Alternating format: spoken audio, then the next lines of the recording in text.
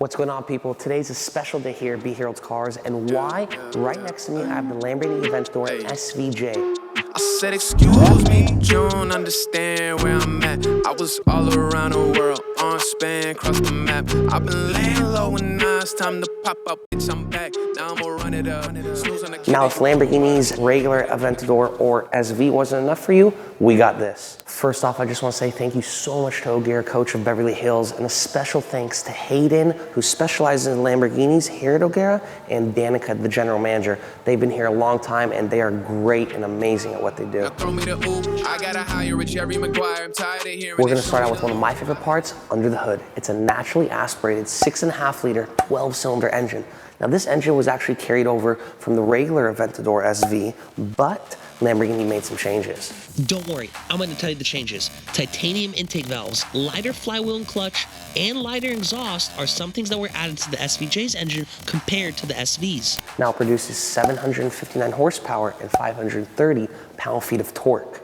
Something else that's also really interesting is that on the engine, it actually tells you the exact firing order of the cylinders. Now, the SVJ actually has some pretty interesting things in terms of aerodynamics. Now, this has the ALA system, but if you're familiar with the ALA system, Lamborghini actually introduced it on the Performante. Now, for the SVJ, they decided to revise it a little bit and make the 2.0 version.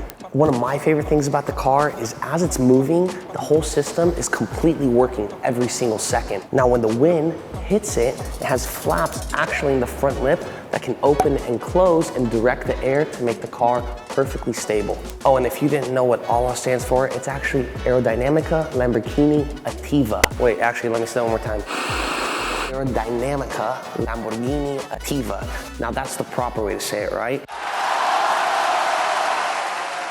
Now, one of the main things that actually stood out to me when I was researching the ALA system is that it uses the air to push down the front of the car under extreme braking. Oh, and in case that wasn't enough for you, the Lamborghini Aventador SVJ also has an underbody diffuser. Now, if you don't know what that is, when a car is moving, right, there's air going all around it and under it. So Lamborghini said, hey, why not? Let's use it to our advantage. Now, if you're wondering what the really big 63 decal is doing on this SVJ, Lamborghini actually only created 63 of these in the entire world. Why did they do it? They did it to celebrate Lamborghini first starting to make sports cars in 1963.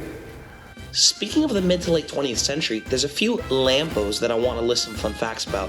1974, the Lamborghini Countach. Now, towards the end of the Countach's life, there was actually a 25th anniversary edition that was facelifted by Horacio Pagani himself. Fast forwarding to 1990, the Lamborghini Diablo, the first ever Lamborghini to hit 200 miles an hour. Fast forwarding to 2001, the Lamborghini Murcielago. Now, even though every Lamborghini was named after a Spanish fighting bull, this Spanish fighting bull named the Murcielago was hit 28 gory times. 2011, the Lamborghini Aventador was released to the public market, and to this day, the Aventador is Lamborghini's best-selling V12 model. Now that my inner 5-year-old is done nerding out on you, let's get back to the car.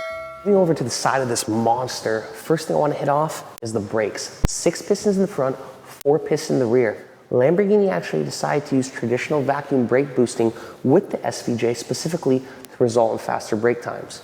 The entire wheel here on the SVJ is actually made out of forged aluminum. Now that goes for the regular Aventador S and the SVJ, which over here we have the non-center lock wheels in an all black color. They look really great, and this is the Aventador S model to be exact. Moving over to the lower portion of the SVJ, Lamborghini decided to make the entire side skirt out of beautiful matte carbon fiber. And something else that's interesting, if you go back to the ALA system I was talking about, the air gets transferred through that side skirt onto the rear of the vehicle. A lot of people actually don't think about this, but when you're driving a car, especially of this type, you want something that'll lower your center of gravity. All that weight needs to be on the bottom of you. So Lamborghini decided to make the entire roof purely out of carbon fiber. Speaking about carbon fiber, there's carbon fiber all over the SVJ. The front splitter, you have some on the bonnet, you have some on the roof, you have some on the rear spoiler, and even the engine cover. Okay, look, Lamborghini did a great job with the SV, making it 50 pounds lighter than the standard Aventador. The SVJ takes it up to a whole nother level. This car is 220 pounds lighter compared to the standard Aventador. Now, compared to the Aventador S that has continuous louvers going all the way around, Lamborghini decided to make the SVJ just a notch up more. On the rear, you have that beautiful pane of glass that will showcase the engine, and not only the engine, but actually the exact firing order of that 12-cylinder. First off, I'm gonna say the engine cover on the SVJ, insane, just absolutely insane. It almost has this monstrous Batman type look to it. And you could see part of the engine through the middle. Now from an aesthetic standpoint, the SVJ's exhaust not only looks different, but it's a lot lighter compared to the Aventador S. Here in the interior of the SVJ, one of the first things that I want to point out, it is astounding the amount of carbon fiber and Alcantara that's in here. Regarding the dashboard, the lining of the roof, the sides of my seats, and even my actual seats are made out of carbon fiber and Alcantara. Now look, this car being as insane as it is, like with all cars, I gotta point out some of the things that I'm not too fond of. One of the things I pointed out to my film assistant the second I sat in the vehicle was how uncomfortable these seats are. Now obviously you're not gonna take this car on super long road trips or just daily activities, but you would want a seat that'd be a little more comfortable. It's not so much the bolstering, it's the actual feeling of the material. They are rock hard. Thank you so much for joining me here on a super special day at B Herald's Cars, and I also want to say thank you again to O'Gara Coach of Beverly Hills. Now regarding product knowledge, customer service, and everything that they do here, it's phenomenal. I'll see you guys next time. Oh, and also remember to like, subscribe, comment, put those bell notifications on.